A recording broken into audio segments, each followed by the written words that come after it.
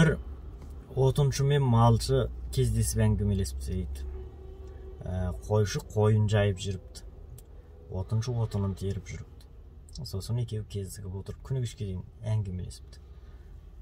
Сонда мынадай сұрақ туады: ал уақыт өткізіп бірге әңгімелестіңдер, кеш батты, қойшының қойы тойып қайтты, ал отыншы сенің отының қайда деген.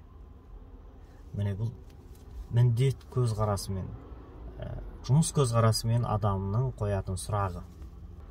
Ал тағы бір түрлі сұрақ формасы бар. Отыншы, сен қойшыдан қой жаюды үйрендің, отынды қайдан теруді сұрадың? Өйткені қойшының жүрмейтін жер жоқ. Ал қойшы қойды қайда жүруді, орманның қай жерінде не бар жоғын отыншыдан білдің. Адам адамнан тәлім алады, ағаш ағаштан мәу алады деген сол депті. Бұл ұстаздық көзқарасты ұстанатындардың пікірі.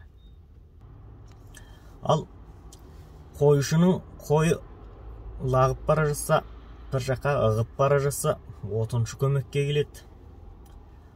Қойшы да қарап отырмай отыншыға шөпшек терісіп жүреді, отын терісіп жібереді. Бұл береке, бірлікті қуаттайтындардың көзқарасы. Енді отыншы отынын қойшыға арзанға беруге келісті. Қойшы қойының етін отыншыға арзанға беруге келісті дейді. Міне бұл сауда көзқарасы. Ал екеуі бірігіп ауылдың орталығына немесе қаладан үлкен қойды қақтап сататын жерді ашты дейді. Қойшы қой етімен қамдады, таптаза, отыншы отынмен қамдады. Содан екеуінің саудасы өте жақсы жүрді дейді.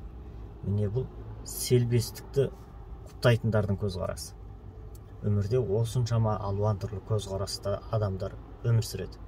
Сондықтан олардың деңгейлері әртүрлі.